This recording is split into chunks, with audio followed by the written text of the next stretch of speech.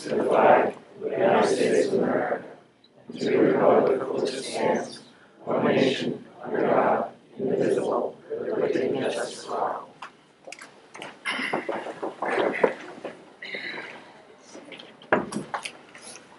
Roll call, please. Councilor Geary? Here. Councilor Kirkham? Here. Councilor Pope? Here. Councilor Miller? Here. Councilor Pottstown? Here. President Redding? Here. Councilor Rand? Here. And Mayor Thomas? There is a quorum. Thank you. Could we have a motion to approve the minutes of April 13th, 2015? Move. Second. Been moved and seconded. Just as a reminder too, please turn your mics on if you haven't done so. Any corrections or on the minutes?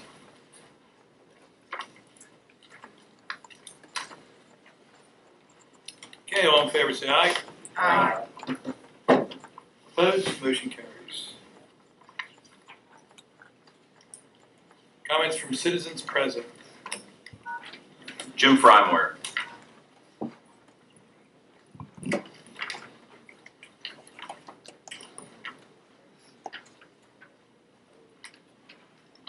Thank you. I didn't take 5 minutes of your time. I'm sure, Mr. Flanders, you got a smile on your face. You know I'm back here. Corner Street.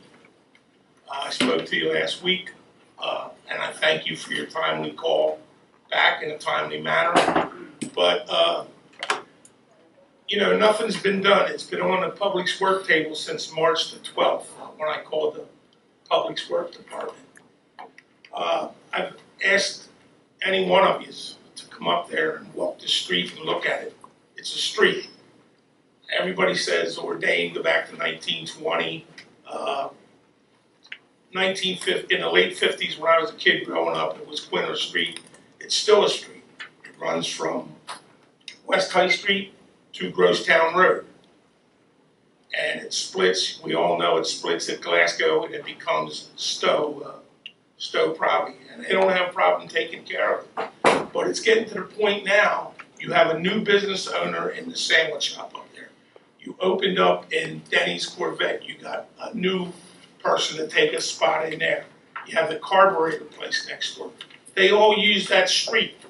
The people are rubbing their cars, are bottoming out at the beginning of the street, as well as you would think a driver had too much to drink trying to miss all the potholes in that street. And what really perturbed me was the other month when I watched the council meeting on TV, and the council lady from the 3rd Ward said about filling the holes in the alley in 9th and 10th Street.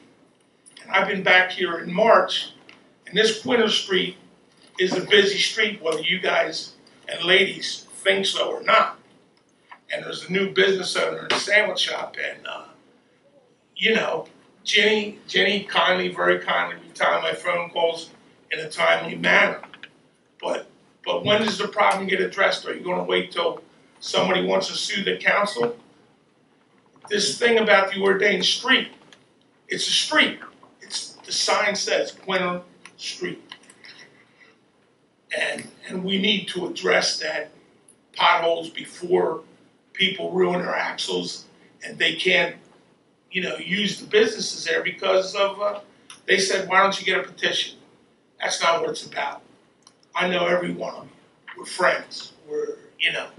But I would challenge the borough solicitor to go to the Stowe solicitor, and he's going to tell you the street's a street. But I'm asking you guys and ladies to please do something about it. At the foot of Glasgow Street, there is potholes on that street that are big as dinosaurs. And at the foot of the street at West High Street, when you gentlemen or ladies turn your car on there, you're going to see your car, the plate sticks up like this. And for 60 days, we did nothing about it. I know there's a lot of holes out there. But I'm asking you, as a citizen and as a friend, if you want to walk it tomorrow, I'll be glad. I'll be there at lunch at 2:30. I do stuff. I'll be there. If anybody wants to come up and see the holes, they're there. They're not, you know. I'm not here to belittle anybody, but it's time that we address the problem. Is all I'm asking. And I want to thank you each and every one for your time. And I invite any one of you, and the council lady from that ward can go up there and see the hole. That is a busy, busy street, whether you guys think so or not. That sandwich shop does a tremendous business. The guy next door just opened. He has a nice little business now. And we want to welcome businesses to our borough. And that is borough property. And I would think that it's time that something gets done in a timely, fashionably manner. It's been on the table 60 days. It'll be addressed, Jim. Well, I would certainly hope so. Because we're building a new borough garage and all that stuff, and that street needs to be fixed properly. Thank you for your time. Charlie Pierce.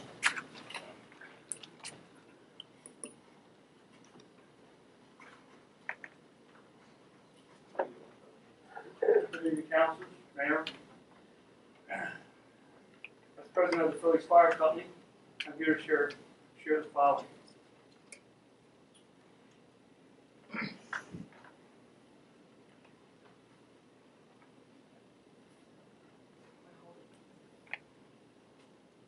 Okay, we at the Felons are very excited about working with the North End Fire Company on a partnership. There is a tremendous amount of energy emerging from both organizations, and both feel very confident that we will have a very successful move forward. Our goals is to have this signed agreement with the North End in place by the end of May. The Felons in North End have a number of events planned involved over the next several months, and we would like to share them with you. The 25th annual golf tournament will be held at Arrowhead Golf Course in Douglasville on August 25th or August 22nd. All proceeds will benefit the Firefighters Incentive Program. Our school project, the Felons along with North End Fire Company in conjunction with the Pottstown School District will serve hot dogs and hamburgers to the students at Rupert Elementary School on June 11th. Students will be given a walk around the fire apparatus and talk about fire equipment and fire safety. Rupert is the 4th school that we have reached out to. We are going to be working with Red Paw. It is best explained as the Red Cross for pets when disaster strikes. We're still learning more about the organization, but we believe that it will be a positive and rewarding experience for both. Hopefully, by the end of July, we will have it in place. We are planning a miniature golf tournament for the senior citizens at the Manatoni Greens Miniature Golf on West High Street. The date has not been set yet. And on August 28th, there will be a motorcycle show on High Street. The Felons and North End Fire Company will be supporting this event. This will benefit Michelle Labont, an Afghanistan war veteran whose Humvee was blown up by an IED when members of her team did not survive. Michelle was seriously injured, and we are happy to have her back with us. Michelle is not only a Pottstown resident, but she was an active firefighter at the North End Fire Company until she was injured. She's still active as a member at the North End Fire Company, but is in administration capacity.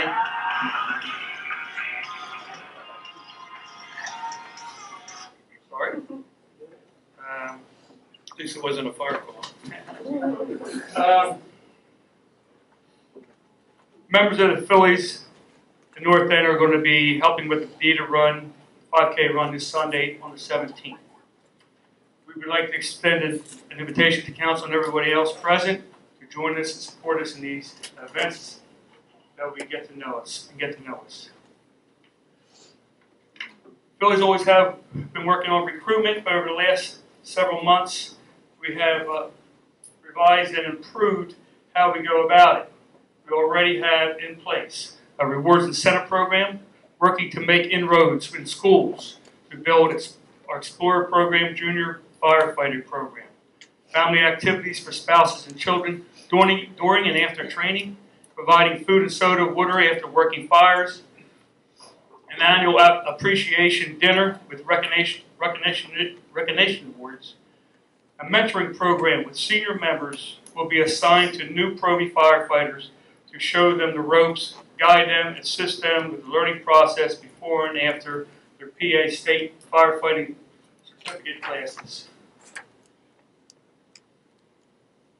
Thank you for allowing us the time and information, council, and everyone to present this evening. We will update you at every council meeting and invite you to stop in at the station, in each of our stations, for more information and ideas. Thank you. Thank you. Tim Hennis.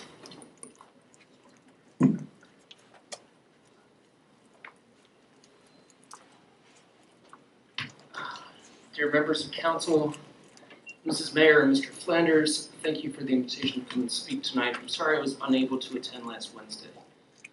In my letter dated May 7th, I've requested a change of venue and a 2-day occupancy permit for the island at Manatee Park for a proposed beer festival in early October. While the High Street location you approved last month is more central, the park is more conducive to our needs and the needs of our vendors. A natural water boundary and 2 bridges will allow controlled access in and out of the festival. Local restaurants will have access to electric and water hookups, and the pavilion will provide shelter for participants in the case of bad weather. And we can effectively utilize the red brick area for entertainment purposes.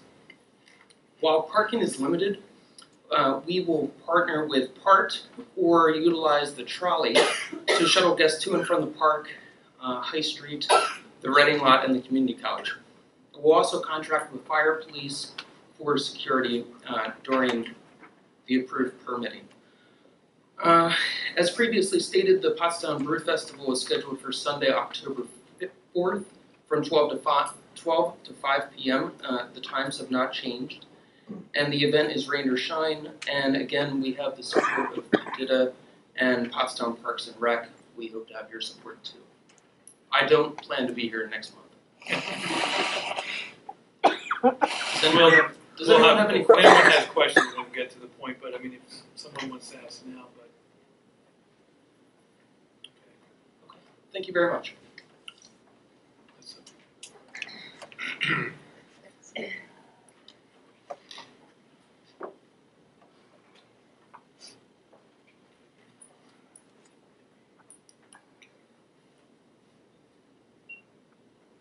Arthur Green. Thank you, Council. I'm here just as a citizen. I'm not here representing the library at this particular point. I'm just as a resident. As the notation indicates on the form, I have a request to Council to reconsider the parking regulations for the residential portion of North Hanover Street, where I live, in the 100 block. When I was on council many years ago, there was a need for regulating the number of cars and how long the cars could stay there on that street.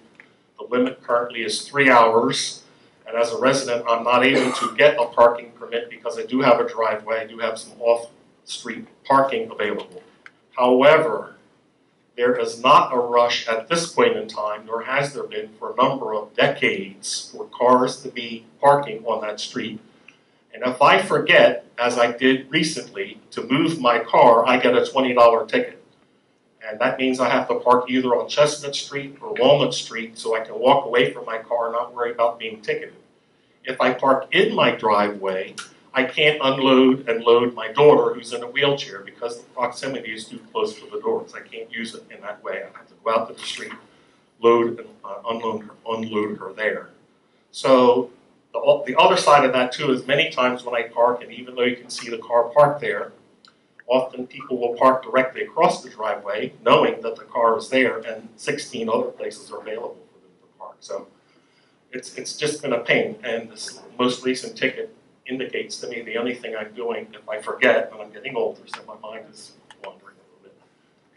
I'm paying a ticket for parking that really shouldn't be there because we don't have Sanders and Thomas, we don't have the downtown, we don't have all of those places that provided cars in the past where parking was a premium. So I'm asking you to reconsider it, and I'll talk with my council person in a little more detail later on because I've talked with 2 of the 3 merchants who live on my block. 2 of them don't have any objection to the change. Thank you.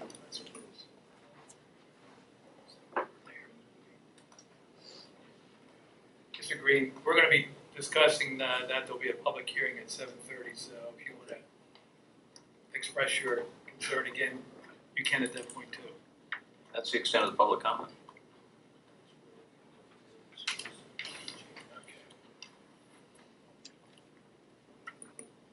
All right, it's not 7:30 yet. We will go into the mayor's report. Thank you, Mr. Tironi. I won't have too much to report on today, but I think that I'd like to discuss several points of equity. I've been hearing a lot about expungement lately and the law involved. And, you know, there are a lot of people out there who are advocating for people to have less time to be free from their criminal activity and the extent of the law that requires decades that they're in holding after they've served their time as a debt to society for whatever the crime. This was a discussion at a summit, a youth anti-violence summit that was held at the Ricketts Center on April 25th, and several counselors were there. Counselor Kirkland, Counselor Miller, and State Representative Tim Hennessy was also there. And he was actually really, you know, kind of put on the spot and grilled a little bit about the legislators' unbudging motion towards easing the time, like bringing the time to a lower number of years that people would have freedom to be easily hired at different kinds of jobs with more latitude.